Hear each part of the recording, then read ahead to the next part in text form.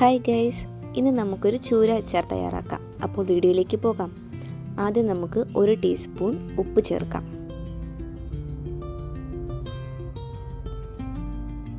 ഇതിലേക്ക് നമുക്ക് ആവശ്യമായി 1/4 ടീസ്പൂൺ മഞ്ഞൾപ്പൊടി കൂടി ചേർക്കാം. 1 ടീസ്പൂൺ കാശ്മീരി മുളക് പൊടി, അതുപോലെ തന്നെ 1 ടീസ്പൂൺ വിനെഗർ കൂടി ചേർത്ത് നന്നായിട്ട് കൈകൊണ്ട് കുഴച്ച് നമുക്കൊരു 30 മിനിറ്റ് റെസ്റ്റ് ചെയ്യാൻ വയ്ക്കാം. ഒരു 30 മിനിറ്റ് മിനിമം റെസ്റ്റ് ചെയ്യാൻ വയ്ക്കണം. ഇനി നമുക്ക് ഓയിൽ ചൂടാക്കാം. ഞാനിവിടെ എടുത്തിരിക്കുന്നത് നല്ലെണ്ണയാണ്. അച്ചാറുകൾക്ക് എപ്പോഴും നല്ലെണ്ണയായിരിക്കും കൂടുതൽ ടേസ്റ്റ്. ഞാൻ കൂടുതലും നല്ലെണ്ണയാണ് പ്രിഫർ ചെയ്യുന്നത്. നല്ലെണ്ണ ഇല്ലെങ്കിൽ വെളിച്ചെണ്ണ ഉപയോഗിക്കാം. ഇനി നമുക്ക് മാരിനേറ്റ് ചെയ്ത് വെച്ചിരിക്കുന്ന ഫിഷ് ഇതിലേക്ക് ആഡ് ചെയ്ത് കൊടുക്കാം. ഞാൻ ഒരുപാടങ്ങ് ഡീപ്പ് ഫ്രൈ ആക്കാറില്ല. എനിക്കൊരു മീഡിയം ഫ്രൈ മതി. ഒരുപാട് ഡീപ്പ് ഫ്രൈ ആക്കി കഴിഞ്ഞാൽ മീനിൻ്റെ ആ ഒരു ടേസ്റ്റ് നഷ്ടപ്പെട്ടു പോകുന്ന പോലെ എനിക്ക് തോന്നാറുണ്ട്. ഇനി നമുക്ക് അതിൽ നിന്നും മാറ്റിയെടുക്കാം. മീൻ വറുത്ത ഓയിൽ വേണമെങ്കിൽ നമുക്ക് ഇനി ഉപയോഗിക്കാം. ഇനി നമുക്ക് ഓയിൽ ചൂടാക്കി അതിലേക്ക് കടുകും കുറച്ച് ഉലുവയും നമുക്കൊന്ന് പൊട്ടിച്ചെടുക്കാം. ഇതിലേക്ക് ആവശ്യമായ ഇഞ്ചി, വെളുത്തുള്ളി, അതുപോലെ തന്നെ പച്ചമുളക് ഒന്ന് അരിഞ്ഞ് ഇതുപോലെ ചേർത്ത് കൊടുക്കാം.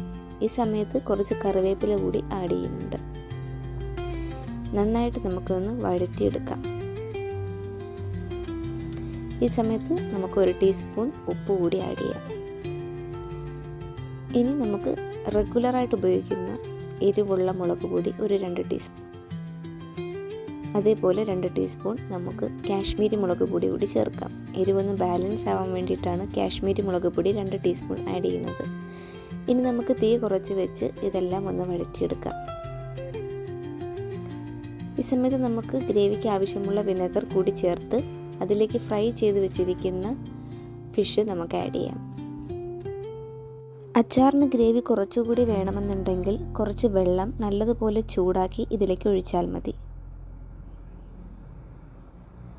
ഇതാ നമ്മുടെ മീൻ അച്ചാർ ഇവിടെ തയ്യാറാണ്. ഇനി നമുക്ക് നല്ല വൃത്തിയുള്ള ഒരു കണ്ടെയ്നറിലേക്ക് ഇത് മാറ്റി വയ്ക്കാം. കണ്ടെയ്നർ എടുക്കുമ്പോൾ എപ്പോഴും ശ്രദ്ധിക്കേണ്ടത് വെള്ളം മയം തീരെയില്ലാത്ത നല്ല രീതിയിൽ ഉണക്കിയെടുത്തിട്ടുള്ള ഒരു കണ്ടെയ്നറിലേക്ക് മാറ്റുന്നതായിരിക്കും എപ്പോഴും അച്ചാറുകൾക്ക് നല്ലത്. അല്ലെങ്കിൽ പെട്ടെന്ന് പൂത്തു പോകാൻ ചാൻസ് ഉണ്ട്. അതുപോലെ തന്നെ അച്ചാർ കോരാനായി ഉപയോഗിക്കുന്ന സ്പൂൺ വെള്ളമയം ഇല്ലാന്ന് ഉറപ്പ് വരുത്തിയതിന് ശേഷം മാത്രം അച്ചാറിലേക്ക് ഇടുക. അച്ചാർ മിനിമം ഒരു 1-2 ദിവസം പുറത്ത് വെച്ചതിന് ശേഷം മാത്രം ഫ്രിഡ്ജിലേക്ക് മാറ്റുക. അപ്പോൾ നമുക്ക് അടുത്ത വീഡിയോയിൽ കാണാം.